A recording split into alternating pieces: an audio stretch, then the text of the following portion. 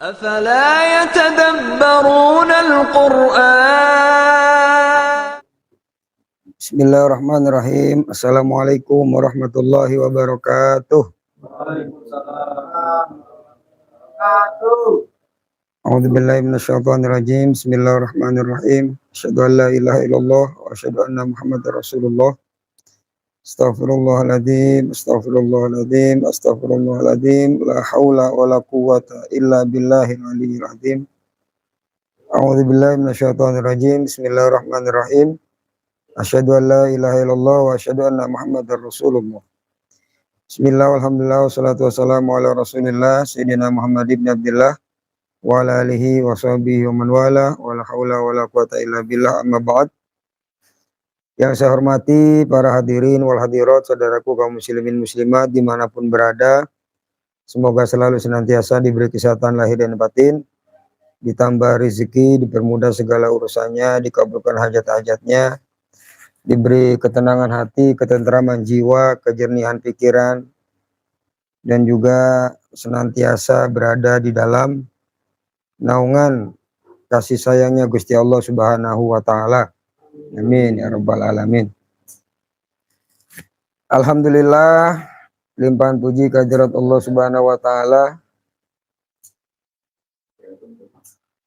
yang pada kesempatan kali ini kita masih bisa eksis ya setiap Jumat malam atau malam Sabtu menjelang pertukaran malam dan pagi hari. Semoga pertemuan kita ini Allah jadikan pertemuan yang penuh dengan rahmat-Nya, dan acara ini senantiasa diberkahi oleh Gusti Allah Subhanahu wa Ta'ala. Acara sharing atau saling berbagi kebaikan, kemanfaatan untuk kita semua, sehingga menjadikan diri semakin hari semakin baik dan semakin layak kelak di akhir dalam keadaan husnul khatimah. Juga salawat beserta salam senantiasa tercurahkan ke hariban junjungan kita, Nabi besar kita, Nabi Muhammad SAW, yang semoga kita termasuk umat kebanggaan beliau, umat yang dipandang dengan pandangan kasih sayang oleh beliau, baginda Rasulullah SAW. Baik, langsung saja seperti biasa saya akan membacakan buku sebuah karya klasik tasawuf, Memelihara Hak-Hak Allah, dari Al-Harith bin Asad Al-Muhasibi. Silakan yang mau berkomentar atau yang mau menanggapi, mangga. Kita ambil tema di halaman 33. Judulnya, taruh geser dulu.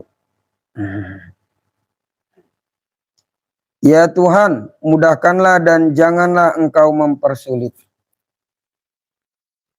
Segala puji bagi Allah, pemilik segala bentuk pujian. Salawat dan salam semoga terlimpah kepada Nabi kita Muhammad SAW.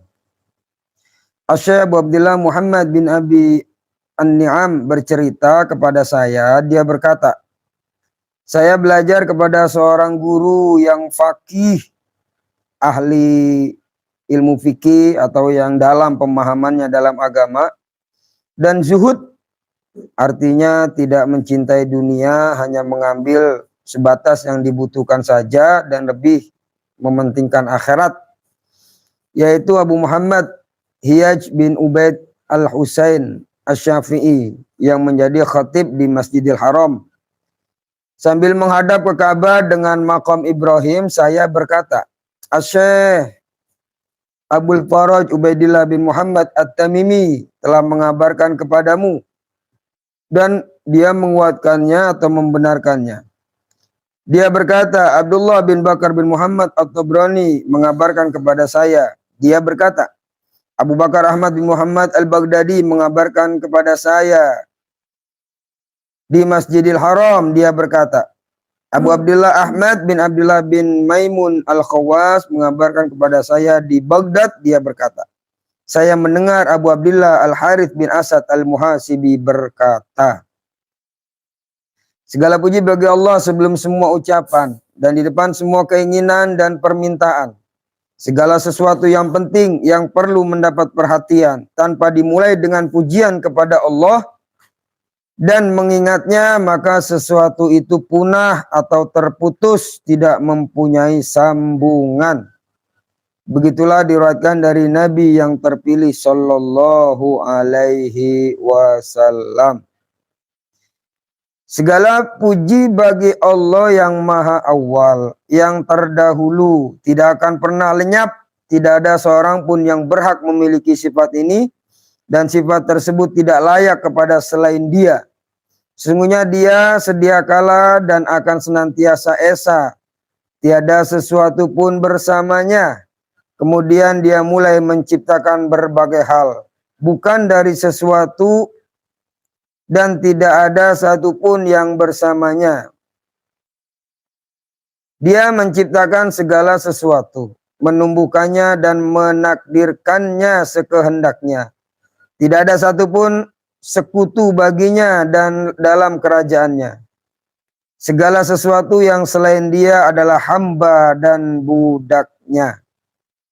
Dia memunculkan kita darinya dengan memberikan berbagai nikmat sebagai karunia-Nya, dan dengan berbagai pertolongan yang tidak akan bisa terhitung sebagai bentuk kemurahan dan kedermawanannya. Baginya lah segala pujian, sebagaimana Dia adalah ahlinya, dan sebagaimana pujian itu layak diberikan kepadanya, karena kemuliaan zatnya dan keagungan kemuliaannya. Hanya kepadanya lah kita meminta petunjuk, meminta pertolongan, dan bertawakal. Dan semoga Allah berselawat kepada Nabi Muhammad yang menjadi nabinya dan juga kepada keluarganya. Sesungguhnya saya telah memahami semua yang kamu tanyakan. Sebelum saya sampaikan jawaban saya kepadamu atas pertanyaanmu, saya ingin memberi motivasi kepadamu untuk menjadi pendengar yang baik, agar kamu memperoleh kepahaman dari Allah Azza wa Jal dalam setiap hal yang disampaikan kepadamu. Dengarkanlah baik-baik jawaban yang saya berikan kepadamu. Mudah-mudahan Allah Azza wa Jalla memberikan manfaat kepadamu dengan memahami jawaban saya, yaitu tentang menjaga hak-hak Allah Azza wa Jalla dan bisa menjalankannya. Sesungguhnya Allah Tabarakallah wa Ta'ala dalam kitabnya telah berfirman kepada kita bahwa barang siapa yang mendengarkan sebagaimana yang dicintai dan diridhai Allah, maka dia akan mendapatkan peringatan dalam perkara yang dia dengarkan itu. Dan jika Allah Azza wa Jalla menyebutkan sesuatu kepada salah satu dari makhluknya, maka orang itu akan seperti yang dia sebut, dan dia akan sampai kepada sesuatu itu sebagaimana telah dia kabarkan. Allah Subhanahu wa Ta'ala berfirman, sesungguhnya pada yang demikian itu benar-benar terdapat peringatan bagi orang-orang yang mempunyai hati. Quran surat 50 ayat 37. Menurut satu penafsiran, maksudnya bagi orang-orang yang mempunyai akal atau yang menggunakan pendengarannya, sedangkan dia menyaksikannya. Mujahid mengatakan, menyaksikan dengan hati, maksudnya adalah tidak membisikkan kepada nafsunya dengan apapun dan hatinya hadir. Barang siapa mendengarkan kitab Allah Azza wa Jal atau kepada hukumnya, atau mendengarkan suatu ilmu atau petuah dan dia tidak membisikkan apapun ke dalam hatinya selain apa yang dia dengar, dan dia hadirkan hatinya kepada yang didengar, yang diinginkannya hanyalah keridhaan Allah Ta'ala, maka dia akan mendapatkan peringatan dalam perkara yang dia dengar itu. Karena sesungguhnya Allah yang Maha Suci telah menfirmankan hal itu. Itulah seperti yang Dia firmankan. Dan dengan hal itu pula Dia menyifati orang-orang mukmin dan memerintahkan kepada mereka untuk melakukannya. Allah Azza wa Jalla berfirman, yang mendengarkan perkataan lalu mengikuti apa yang paling baik di antaranya, maka itulah orang-orang yang telah diberi Allah petunjuk, dan mereka itulah orang-orang yang mempunyai akal. Dalam ayat lain Allah Subhanahu wa taala berfirman, dan apabila dibacakan Al-Qur'an, maka dengarkanlah baik-baik dan perhatikanlah dengan tenang. Walaupun bacaan tersebut dalam sholat atau dalam khutbah, namun ini adalah etika bagi semua yang mendengar kebaikan. Allah Subhanahu wa taala telah menyifati sekelompok jin yang mukmin dengan hal tersebut. Tatkala mereka mendengarkan Nabi sallallahu alaihi wasallam sedang membaca Al-Qur'an di Nakhlah. Menurut riwayat lain di Ukadh, Allah Subhanahu wa taala berfirman, maka tatkala mereka menghadiri pembacaannya, lalu mereka berkata, diamlah kamu untuk mendengarkannya. Dia memerintahkan untuk mendengarkan kitabnya sambil tidak berbicara, dengan menghadirkan akal supaya dengan hal itu para hambanya mendapatkan kepahaman, dan Allah tidak menghendaki pada kalian akan kesulitan. Al-Ghazali, ya Imam Al-Ghalabi, bukan Al-Ghazali, Al-Ghalabi, salah baca saya, mengatakan kepada kami, siapa pernah mendengar Sufyan bin Uyainah berkata, permulaan ilmu adalah mendengarkan dengan baik, lalu memahami, kemudian menghafalkan. Dilanjut dengan mengamalkan dan akhirnya menyebarkan. Nah, itu prosesnya. Dengar, paham, hafal, amal, baru disebarkan. Salah seorang ahli hikmah untuk semua itu membuat satu perumpamaan. Dia mengatakan, sesungguhnya penabur benih pergi dengan membawa benihnya. Dia memenuhi telapak tangannya dengan benih itu untuk ditebarkan. Dan benih itu ada beberapa yang jatuh ke permukaan jalan, dan tidak lama kemudian ada burung yang mendekatinya kemudian menyambarnya. Dari benih itu ada juga yang jatuh di atas batu yang licin, yang di atasnya terdapat segumpal tanah dan sedikit embun. Benih itu tumbuh hingga tatkala akarnya sampai ke permukaan batu. Benih tersebut tidak menemukan ruang yang bisa ditembus. Akhirnya tumbuhan itu mengering. Ada juga di antara benih itu yang jatuh di atas tanah subur yang telah dipenuhi oleh semak berduri. Benih itu tumbuh. Tatkala benih itu telah sedikit menjulang tinggi, semakin berduri itu menyumbatnya, kemudian merusaknya, dan akhirnya berbaur dengannya. Dan ada juga benih yang jatuh di atas bumi yang subur, bukan di permukaan jalan, bukan di atas batu, dan tidak terdapat semak berduri. Benih itu tumbuh, berkembang, dan memberikan kebaikan. Perumpamaan penabur benih itu adalah seperti seorang ahli hikmah. Perumpamaan benih adalah seperti kebenaran ucapan yang disampaikan oleh ahli hikmah. Perumpamaan benih yang jatuh di atas permukaan jalan adalah seperti seseorang yang mendengarkan ucapan ahli hikmah tersebut, tetapi dia tidak bermaksud mendengarkannya. Maka tidak lama kemudian setan menyambar ucapan tersebut dari hatinya, sehingga membuatnya lupa. Perumpamaan benih yang jatuh di atas batu yang licin adalah seperti seorang yang mendengarkan ucapan ahli hikmah itu. Dia mendengarkannya dengan baik, kemudian dia teruskan hal itu ke dalam hatinya yang tidak sedikit pun ada tekad untuk mengamalkannya. Sehingga ucapan itu terhapus lagi dari hatinya. Perumpamaan benih yang jatuh di tanah subur yang penuh dengan semak berduri. Seperti seorang yang mendengarkan ucapan ahli hikmah dan dia berniat untuk mengamalkannya, tetapi tiba-tiba di tengah-tengah perjalanannya dia terhinggapi oleh syahwat yang merusak niatnya. Akhirnya dia meninggalkan apa yang telah dia niatkan untuk mengerjakannya. Dan perumpamaan benih yang jatuh di tanah subur, bukan permukaan jalan, bukan batu licin, dan tidak dipenuhi dengan semak berduri, adalah seperti seorang yang mendengarkan ucapan ahli hikmah dan dia berniat untuk mengerjakannya, lalu dia pahami, kemudian dia bersabar dalam mengerjakannya.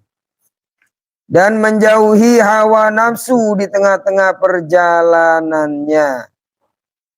Ya, itulah ucapan perkataan yang disampaikan kepada mereka yang mendengarkan, memiliki beberapa efek yang berbeda-beda tergantung wadah atau suasana hatinya ketika itu. Abu Abdillah mengatakan, sungguh tepat sekali perumpamaan tersebut. Ia tidak meninggalkan apa yang disukai Allah Subhanahu wa taala untuk menjadikan petunjuk dari sesuatu yang diajarkan olehnya kepada hamba-hambanya. Sesungguhnya dia telah mendidik mereka untuk mendengarkan, memperhatikan niat, dan untuk taat, bersabar semasa menjalankannya, dan menjauhi syahwat yang menggelincirkannya dari ketaatan serta merusaknya. Walaupun mereka itu masih tetap menunaikannya dengan anggota badan mereka. Oleh karena itu, dengarkanlah jawaban saya dengan seksama, seperti yang telah saya tuturkan kepadamu. Sebab jika kamu mendengarkan seperti itu, mudah-mudahan Allah Subhanahu wa taala memberikan manfaat kepadamu dengan jawaban dari saya. Sungguh jika seorang hamba mendengarkan seperti yang Allah Subhanahu wa taala sukai, niscaya Allah yang Maha Suci lagi Maha Luhur akan memberi kepahaman kepadanya sesukanya. Sungguhnya dia mengetahui apa yang didengar oleh para pendengar, memperhatikan keinginan dan cita-cita mereka, serta melihat anggota badan mereka. Tidak tahukah kamu bahwasanya Allah Subhanahu wa taala mencela orang yang tidak ingin mendapatkan kepahaman darinya, dan bahwasanya keadaan mereka itu dikehendaki olehnya. Dia berfirman, kami lebih mengetahui dalam keadaan bagaimana mereka mendengarkan sewaktu mereka mendengarkan kamu dan sewaktu mereka berbisik-bisik. Allah Azza wa Jalla memperhatikanmu, melihat kemauan dan keinginanmu. Rekatkanlah hatimu dengan jawaban saya, dan apa yang disukai Allah yang Maha Suci lagi Maha Mulia. Ketika kamu melihat apa yang saya tulis kepadamu dan mendengar jawaban saya, mudah-mudahan hal itu bisa mewariskanmu untuk menjalankan hak Allah Subhanahu wa taala karenanya, dengan izinnya, pertolongannya, dan kelembutannya, insya Allah. Ya, itu tadi tentang keadaan orang-orang yang mendengarkan seperti benih yang ditabur. Tergantung tekad, keinginan, dan kesungguhan kita dalam mendengarkan perkataan-perkataan tersebut. Baik, sekarang kita masuk menjaga dan menjalankan hak-hak Allah. Al-Haris rahimahullah mengatakan, dengan menanyakan tentang menjaga dan menjalankan hak-hak Allah, sesungguhnya kamu telah bertanya tentang sesuatu yang besar, yang disia-siakan oleh kebanyakan orang-orang di zamanmu. Itulah urusan yang dikuasakan Allah kepada para nabi dan kekasihnya, karena mereka senantiasa menjaga janji dan wasiatnya. Akan hal ini ada sebuah hadis dari Nabi SAW yang diriwayatkan oleh Muhammad bin Ali bin Husain bin Fatimah binti Nabi Muhammad SAW. Bahwasanya beliau bersabda, mereka mendapatkan kebesaran yang agung di waktu mereka merasa aman dari segala yang mereka takuti. Mereka mendapatkan apa saja yang mereka harapkan dan juga yang tidak mereka harapkan. Di tempat yang disenangi yang telah dia janjikan kepada mereka untuk memperlihatkan wajahnya kepada mereka. Dan memuaskan mereka dengan puncak kebaikan, yaitu bisa melihat wajahnya dan mendapatkan ridhonya di tempat itu. Dia berfirman kepada mereka di tempat yang tidak ada lagi tempat tertinggi setelahnya, dan tidak ada lagi puncak dan kemuliaan sesudahnya. Selamat datang hamba-hambaku yang mengunjungiku, orang-orang pilihanku di antara makhlukku. yang telah menjaga perjanjian dan wasiatku dan takut kepadaku padahal mereka tidak melihatku. Sebab mereka telah menjaga apa yang Dia titipkan. Setiap yang diperintahkan oleh Allah untuk menjalankannya, tentu Dia telah memerintahkan untuk menjaganya.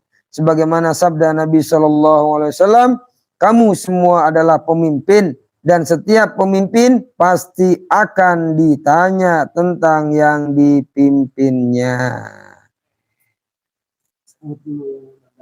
Kewajiban setiap hamba adalah menjalankan apa yang telah diwajibkan oleh Allah Subhanahu wa taala atas dirinya dan terhadap orang yang dipimpinnya. Imam adalah pemimpin semua manusia, maka dia wajib menjaga setiap urusan mereka yang dititipkan kepadanya. Begitulah adanya, baik orang khusus ataupun orang awam. Apakah kamu tidak tahu bahwa Umar bin Khattab pernah berkata, seandainya seekor anak kambing binasa di pinggir laut, sungguh aku takut Allah Azza wa Jalla akan menuntut pertanggungjawabannya kepadaku perihalnya. Setiap hak yang telah diwajibkan oleh Allah Azza wa Jalla kepada hamba-hambanya, yang diususkan kepada diri mereka atau yang diwajibkan kepada sebagian atas sebagian yang lain, sungguhnya Dia telah memerintahkan mereka untuk menjaganya dan menjalankannya. Itulah arti menjaga dan menjalankan haknya yang telah Dia fardukan kepada mereka.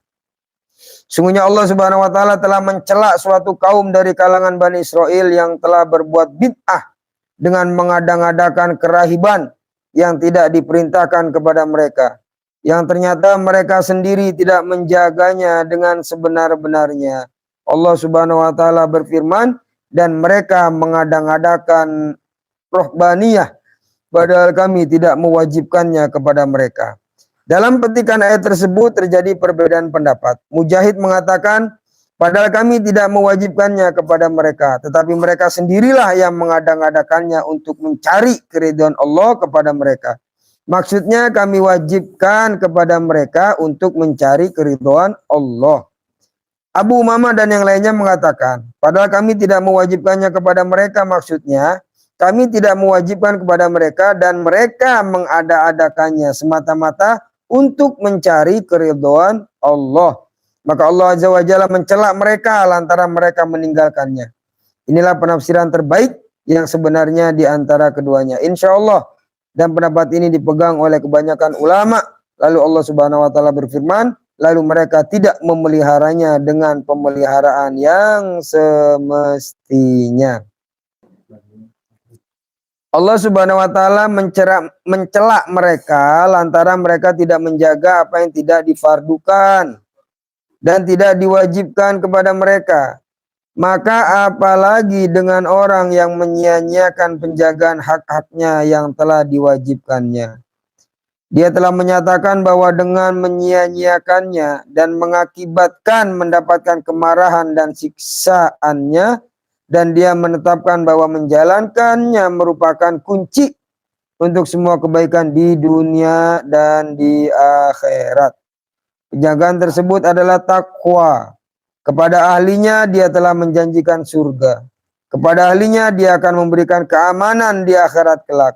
Dan bagi mereka dia memberi jaminan akan diterimanya amal. Dan kepada mereka dia menyebutnya sebagai wali. Dia hilangkan perasaan takut dan sedih di hari yang penuh dengan ketakutan dan kesedihan. Yang semua makhluk merasakan adanya keguncangan. Dan kepada mereka dia memberikan pertolongan di dunia karena ketaatan kepadanya. Untuk mereka dia membuat jalan keluar dari segala kesulitan yang menimpa kepada semua hamba dan kepada mereka. Dia memberi jaminan rizki dari arah yang tidak pernah mereka sangka. Allah Subhanahu wa taala berfirman yang artinya, barang siapa bertakwa kepada Allah, niscaya dia akan mengadakan baginya jalan keluar dan memberinya rizki dari arah yang tidak disangka-sangkanya.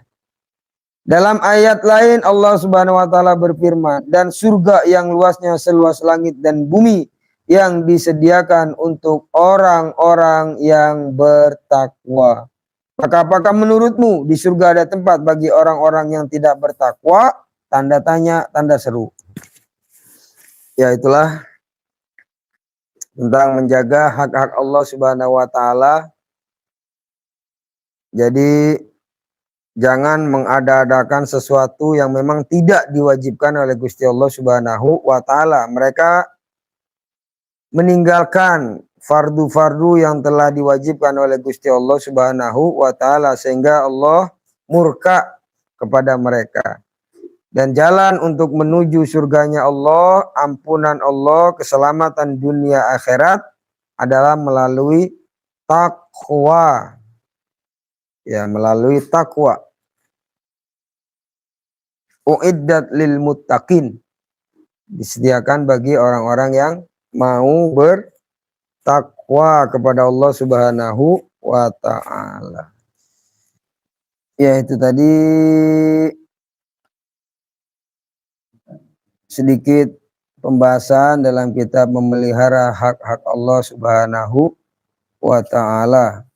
Ya, mengingatkan kita kembali untuk bisa kita memperbaiki diri dalam menjalankan kewajiban-kewajiban fardu-fardu yang telah diwajibkan kepada kita semua.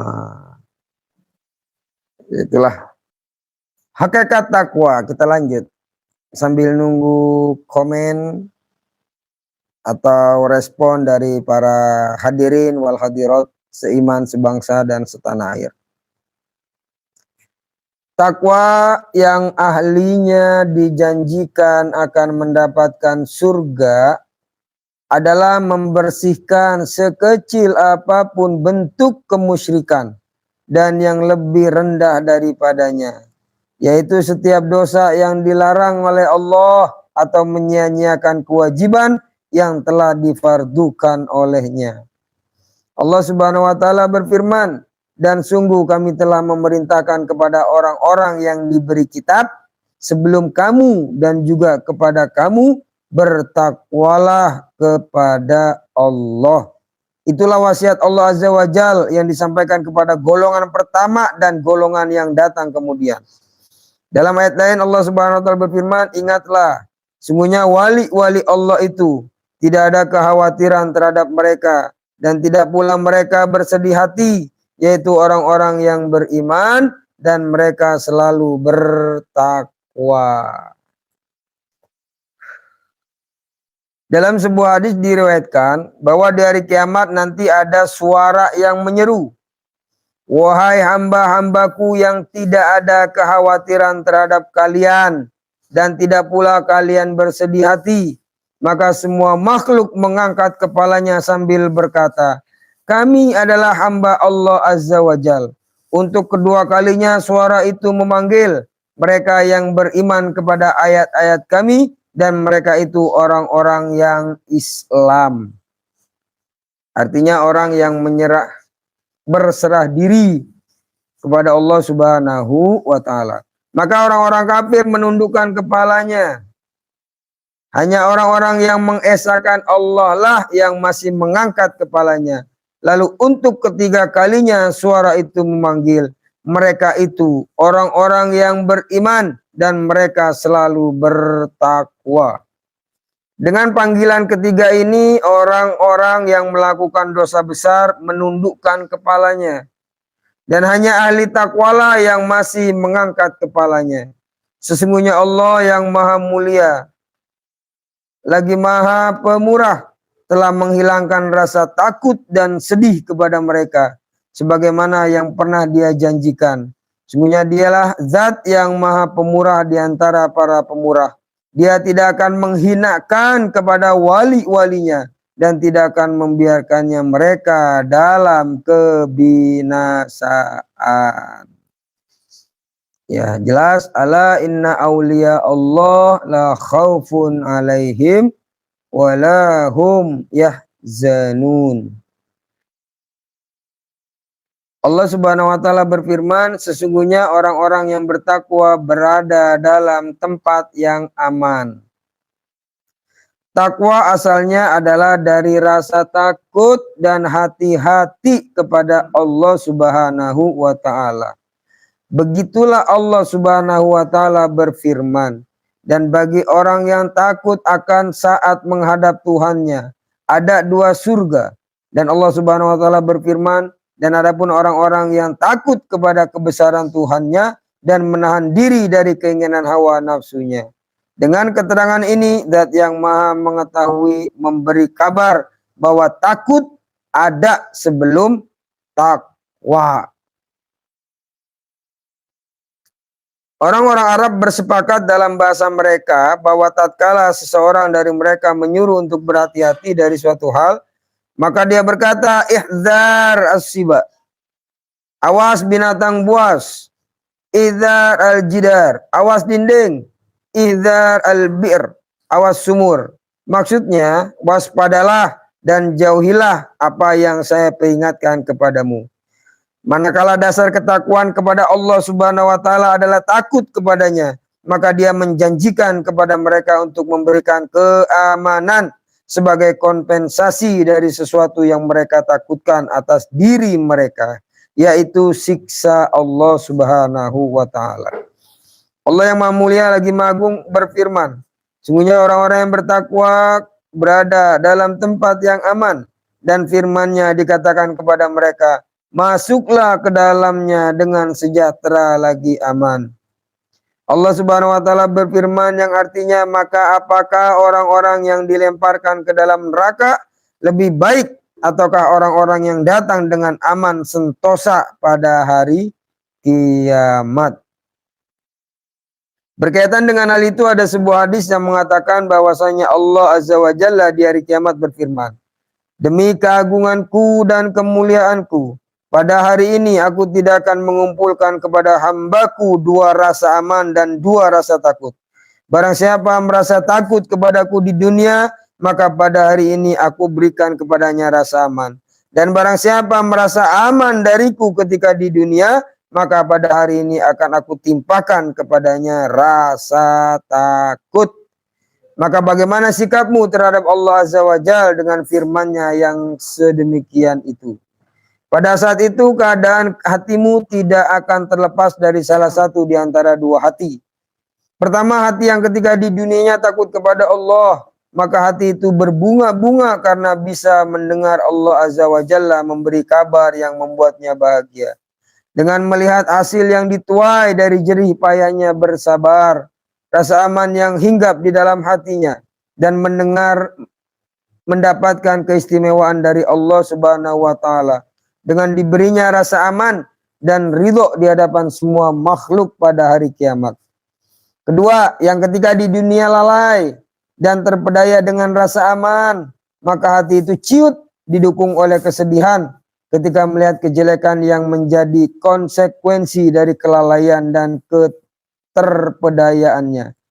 Dalam hatinya dia yakin bahwa kemarahan Allah Azza wa Jalla pasti menimpanya, dan dia tidak akan selamat dari siksa Allah. Itulah lantaran kelemahannya, kecelakaan yang telah dipastikan kepadanya oleh Allah Subhanahu wa Ta'ala, dan karena panggilan yang tidak bersahabat dengan menyatakan kerugian untuknya di hadapan semua makhluk.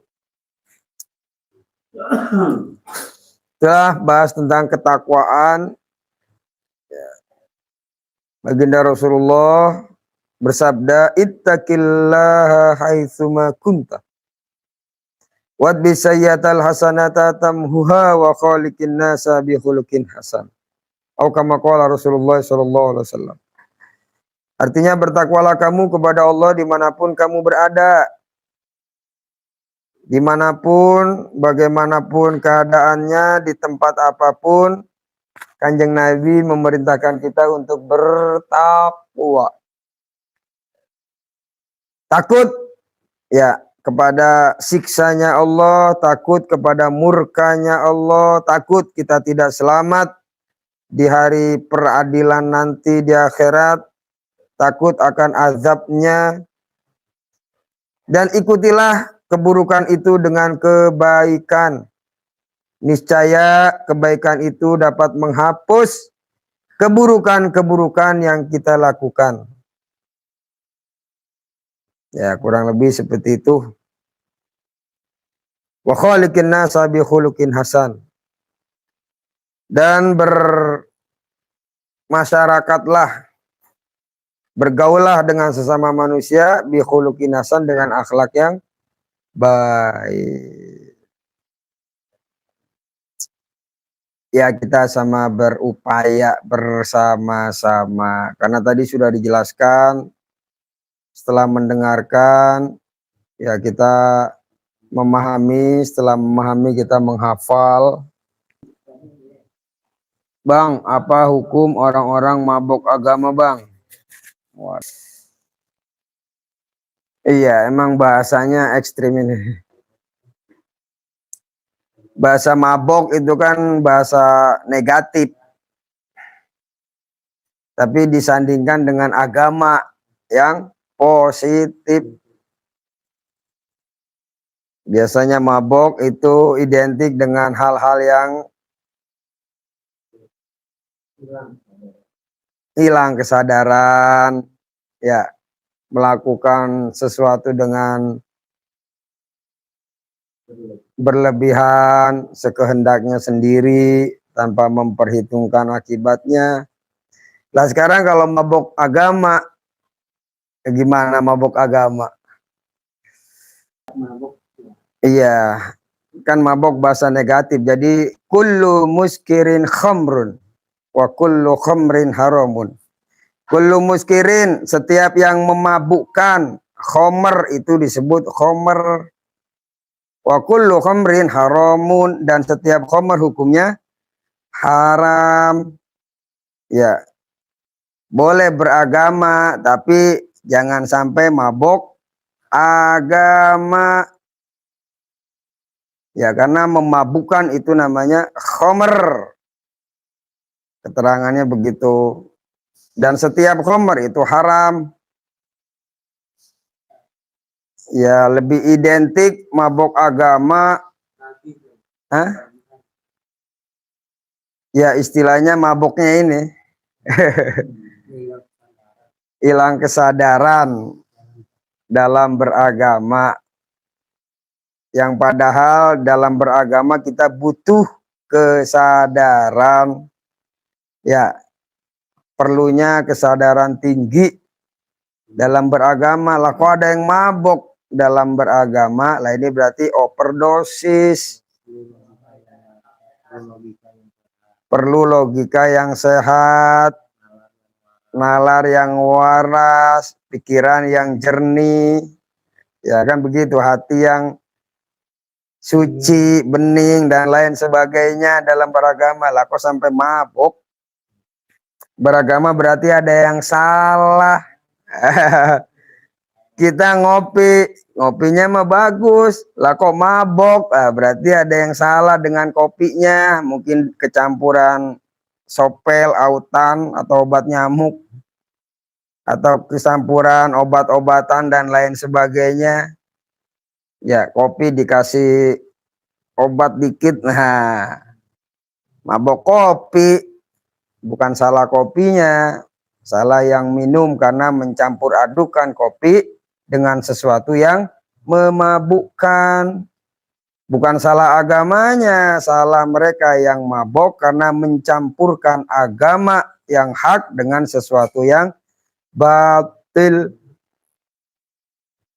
Dalam beragama perlunya intelektual, spiritual, mental, satu lagi material.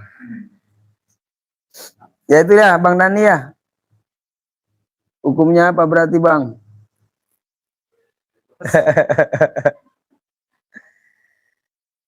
Ya kita harus paham dulu Bang Dani mengartikan mabok agama seperti apa, mendefinisikan mabok agama seperti apa, baru kita bisa mencari hukumnya atau menentukan hukumnya. Kalau mabok agama seperti yang tadi saya utarakan, ya hukumnya haram.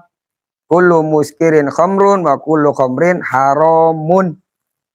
Ya, yang memabukkan itu khamr, dan khamr hukumnya haram. Kurang lebih seperti itu. Ini hanya permainan apa ya? Kata lah, permainan bahasa, mabok ya. Kita juga kalau naik mobil suka mabok. Apakah haram? Haram naik mobil ya kan enggak.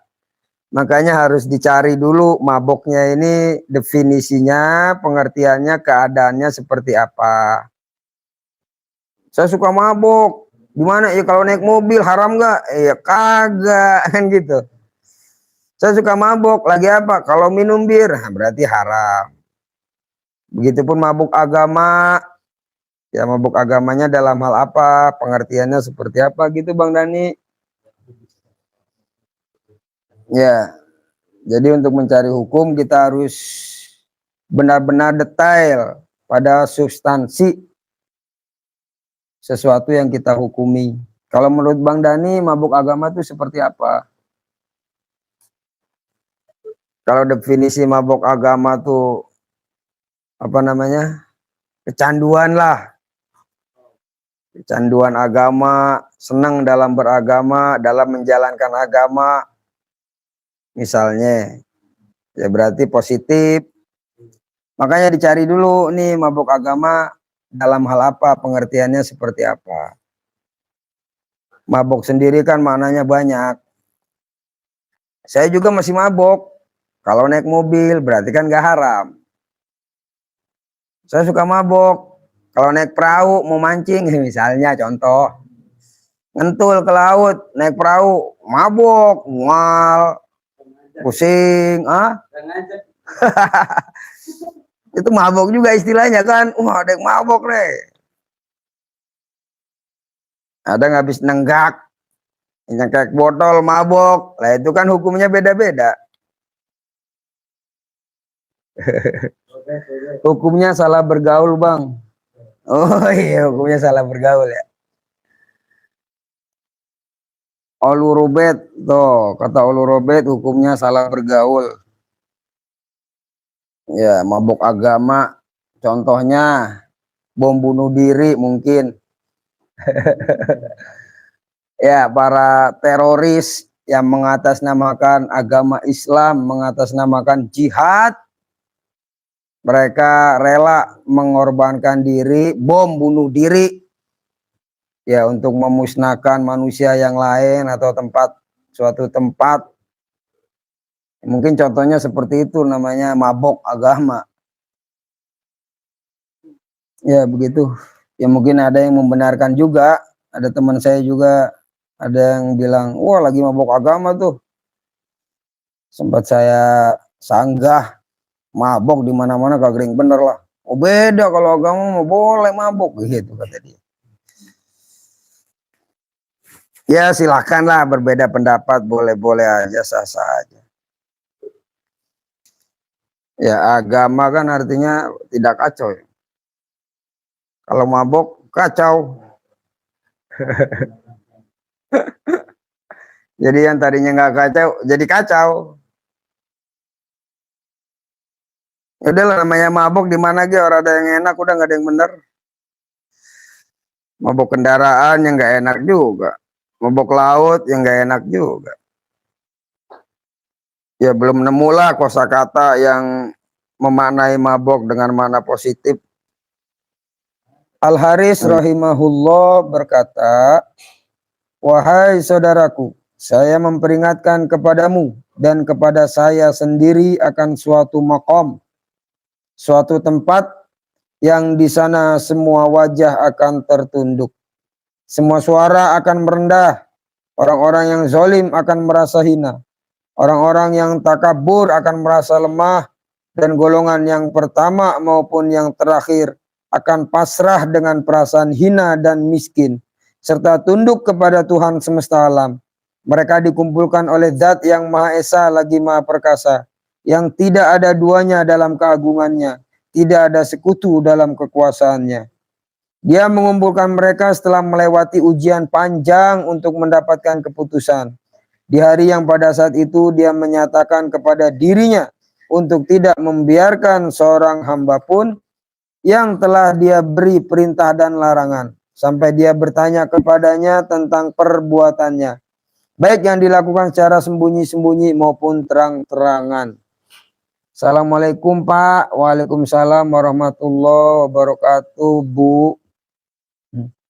Saya mau bertanya, saya sedang masa nifas pasca persalinan, tapi saya berkurban. Apakah boleh?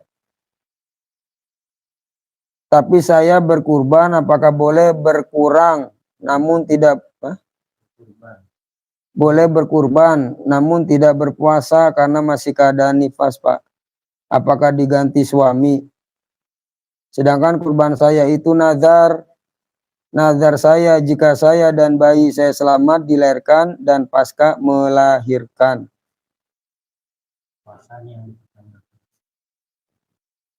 Namun tidak berpuasa karena masih keadaan nifas. Apakah diganti suami? Maksud Mbak Vika nazar kurban dan nazar puasa.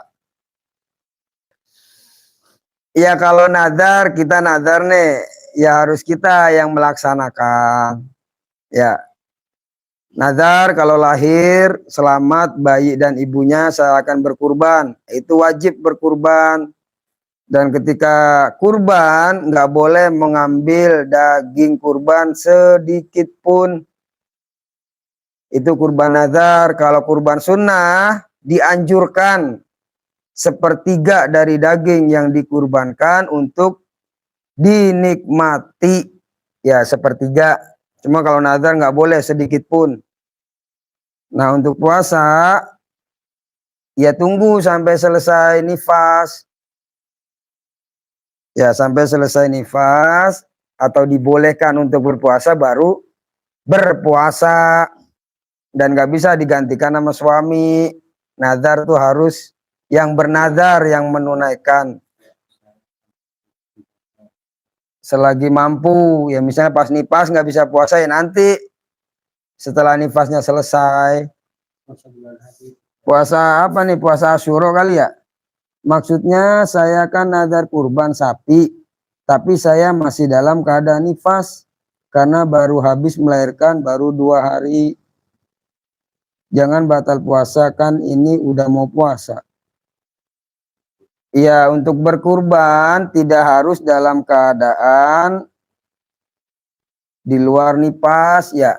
Kurban mah bebas, nggak ada ketentuan nifas, wiladah, haid, dan lain sebagainya, nggak ada.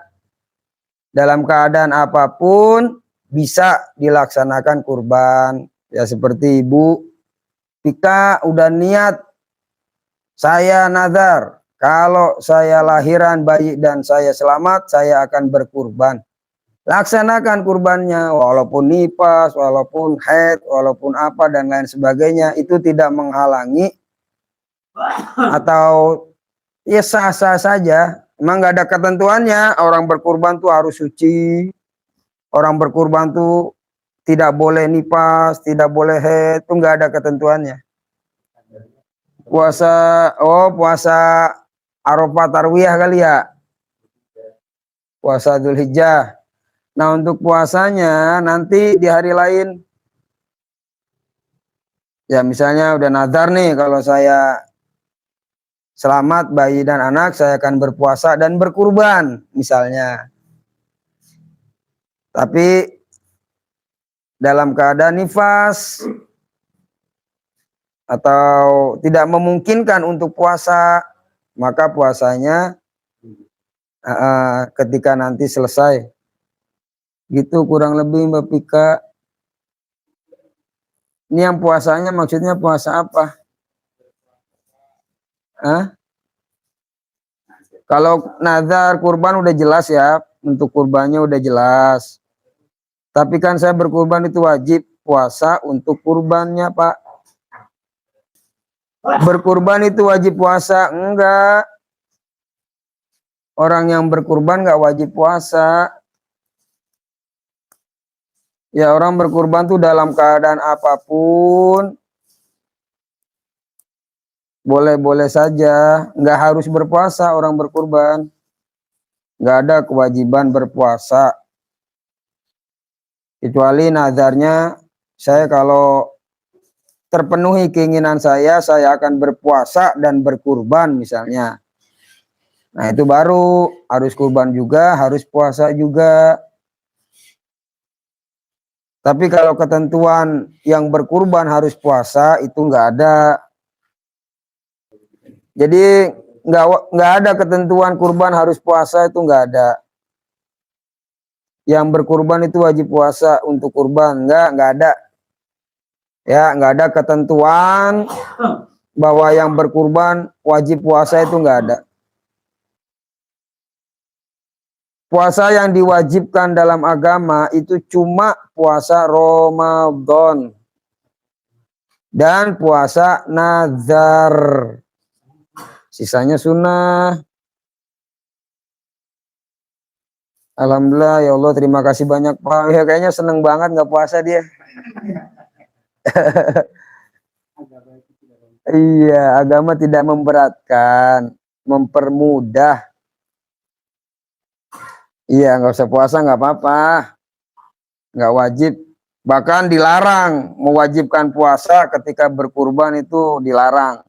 Orang yang berkurban wajib puasa lah, itu malah namanya bid'ah yang tadi kita bahas tuh. Nggak boleh. Jadi gitu yang harus dilaksanakan kurbannya aja, kurban sapi. Enggak, jadi dia beranggapan kalau yang berkurban tuh harus puasa. Jadi kalau orang mau kurban wajib puasa gitu. Iya, enggak. Jadi yang berkurban enggak wajib puasa. Enggak ada kewajiban berpuasa bagi berkurban tuh enggak ada. Ye, seneng ya Bu Pika ya enggak puasa ya. Makanya saya bingung Pak. Saya tanya dengan Pak Ustadz di daerah sini Pak, Batam. Katanya kurban saya tidak sah karena saya dalam keadaan tidak suci karena masa nifas. Nggak ada Bu Pika keterangan orang kurban harus suci, nggak ada. Apalagi suruh puasa, orang yang berkurban wajib puasa. Nah, itu lebih aneh lagi. Gitu ya Bu Pika, nggak apa-apa, nggak puasa. Dalam keadaan nifas juga nggak apa-apa. Dalam keadaan haid. Terima kasih banyak Pak atas ilmunya. Lah iya kan lebih enak, lebih gampang ya. Lah misalnya Bu Pika udah nazar, saya akan kurban. Sedangkan kurban tinggal misalnya 10 hari lagi. Sedangkan Bu Pika masih nifas. Lah itu tidak memungkinkan kalau emang kewajiban kurban harus selesai nifas. Jadi kesimpulannya begitulah. Nggak ada ketentuan orang kurban harus suci, harus nggak nifas, harus nggak haid, dan lain sebagainya, nggak ada. Ini dua ibadah yang berbeda. Kalau sholat, puasa itu harus dalam keadaan suci, bahkan dilarang orang yang haid, nifas, menjalankan sholat, menjalankan puasa itu dilarang. Tapi kalau kurban, beda hukumnya, beda babnya. Al-Rubait, Kitab Al-Majmu' Imam Nawawi menjelaskan bahwa syarat kurban berkaitan dengan kepemilikan harta dan niat, bukan kondisi fisik ya Pak Ustadz. Wah, luar biasa nih. Tuh, kata Kiai Al-Rubait, Kitab Al-Majmu' Imam Nawawi. Emang nggak ada keterangannya, mau nyari dari kitab apa ke? Mau dari hadis yang doib, yang maudhu juga saya belum nemu. Keterangan berkurban harus suci dari nifas, suci dari haid, nggak ada. Benar kata beliau tuh, kepemilikan harta dan niat. Punya harta, punya niat, apalagi nazar, itu harus ditunaikan tanpa harus suci dari nifas. Beda malia dan badania. Jadi beda ibadah malia tuh beda ibadah harta, dan badania ibadah anggota tubuh. Gitu ya Bang Rubet ya. Ya intinya itulah, ibadah yang nggak boleh dilakukan ketika nifas, haid, itu sholat dan puasa. Itu nggak boleh. Selain itu, Misalnya kurban. Kurban kan perkara yang sunnah. Ya, perkara yang sunnah, tidak terkait dengan harus suci dari nifas, suci dari haid dan lain sebagainya. Itu kitabnya udah dikasih lihat sudah dikasih tahu sama Olu Rubet. Gitu Bu Pika, biar lebih yakin. Kitab Al-Majmu' Imam Nawawi. Atau kalau mau nyari di kitab fikih juga silahkan. Mau dari Safinatun Najah, Fathul Qorib, Fathul Mu'in, sampai Fathul Wahhab. Ya, silahkan dicari. Kalau ada keterangan orang kurban harus suci dari nifas dan haid, nah insya Allah nggak bakal ketemu. Ya banyaklah hal-hal yang sudah menjadi kebiasaan tapi dilarang. Misalnya apa ya? Keseringan di kita tuh minta potongin hewan kurban. Emang yang utama tuh kurban dipotong sendiri yang utama. Cuma kan kadang karena nggak biasa, karena khawatir dan lain sebagainya diserahkan ke orang. Lah untuk imbalannya yang motong, udah nih potongin kurban saya, ntar bayarannya pakai kulit dah, kulitnya buat kamu.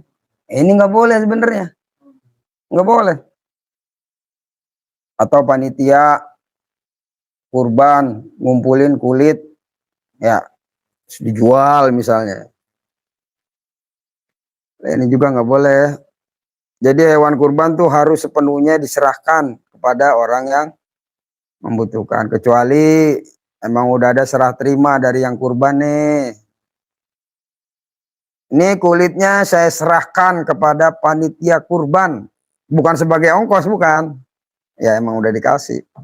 Nah kalau udah dikasih ya terserah, mau dijual silahkan. Ini dari Olu Rubet. Ya jadi idza dakhalatil asyru wa arada ahadukum aludhiya fala yamussa min sya'rihi wa basyari syai'a. Jadi ada keterangan kalau orang yang berkurban itu jangan motong rambut dimulai sejak tanggal 1 Zulhijjah sampai kurban. Nah, larangan ini menurut madhab Imam Syafi'i tidak sampai jatuh ke haram. Alasannya apa? Agar tubuh kita ini menjadi saksi dan juga masuk kategori bebas dari api neraka. Jadi seandainya ada yang motong rambut atau motong kuku, itu kurbannya tetap sah. Tidak mempengaruhi kesahan kurban. Dan ketika ada orang yang melakukan, tidak dijatuhi hukuman haram, tapi makruh. Berarti benar, bagusnya begitu Pak Toto. Iya benar itu.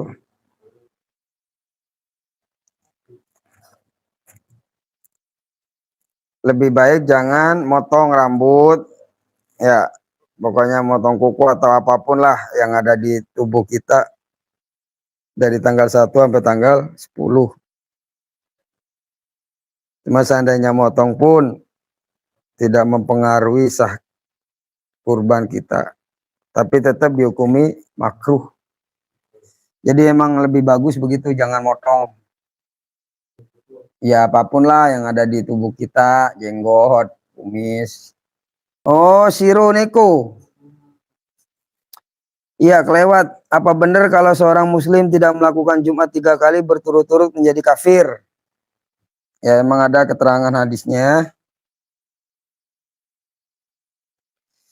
Tapi penjelasannya, kafir di sini para ulama sepakat bukan berarti keluar dari Islam. Ya 1 kali aja kita tidak melaksanakan sholat Jumat itu udah dosa besar. Apalagi sampai 3 kali, maksudnya apa? Udah tertutup pintu hidayah. Ya dengan niat meremehkan atau melecehkan lah. Dan lain sebagainya. Tapi tidak dihukumi murtad Ya kafir di situ maksudnya fasik selagi dia meyakini kewajiban sholat Jumat, tapi misalnya males, ya kan? Atau ya tanggung lah, misalnya lagi mancing gitu kan, lagi gacor-gacornya, udah azan sholat Jumat, wah nanggung, misalnya. Nah ini maksud keterangannya begitu. Jadi kafir di sini bukan kafir yang murtad keluar dari Islam, tapi dihukumi fasik. Selama dia meyakini kewajiban sholat Jumat, tetap dianggap muslim tapi fasik. Kalau uzur tidak dihukumi berdosa. Misalnya karena ada apa namanya perjalanan jauh, musafir ya, atau apa profesi, misalnya sip atau kerja di perahu gitu kan, dan lain sebagainya lah. Pokoknya kalau ada uzur ini tidak dihukumi dosa. Tapi yang dihukumi dosa itu yang sengaja tanpa uzur, ya ada niat melecehkan atau meremehkan lah.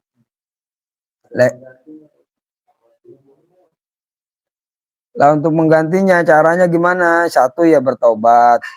Yang kedua kodok. Kodoknya gimana ya? Sholat zuhur nggak mungkin kodok sholat Jumat. Ya jadi pengertiannya begitu. Emang kebanyakan ada yang memahami lah. Wah nggak sholat Jumat 3 kali kafir lu, murtad lu gitu misalnya kan. Lah ini nggak pas. Jadi maksud kafir di situ artinya fasik. Ya, bukan kafir keluar dari Islam, bukan, karena kata-kata kafir ini memiliki beberapa makna. Termasuk orang yang tidak bersyukur, ya disebut kafir, kufur. Rianto Perdana, lebih penting mana orang yang ilmunya tinggi tapi amalnya biasa, atau orang yang amalnya rajin tapi ilmunya minim? Waduh. Orang yang amalnya rajin tapi ilmunya minim. Jadi ilmu amal tuh sepasang sih ya, sepaket.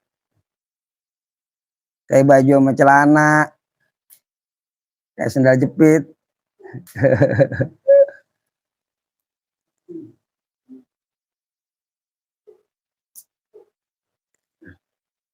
Tapi kalau saya mau ngambil referensi, ini yang agak ribet, ribet, ekstrim. Jadi dua pertanyaan ini ada dalam kitab Az-Zubad karangan Imam Ruslan. Ya, beliau menyatakan wa kullu man bi ghairi ilmin ya'malu amaluhu mardudatun la tuqbalu. Siapapun yang beramal tanpa didasari ilmu, maka amalnya ditolak, tidak diterima. Beliau juga menyatakan fa'alimun bi ilmihi lam ya'malan mu'adzabun min qabli ubadil wasan. Orang alim yang tidak mengamalkan ilmunya akan disiksa sebelum para penyembah berhala disiksa. Ini ekstrim juga ini.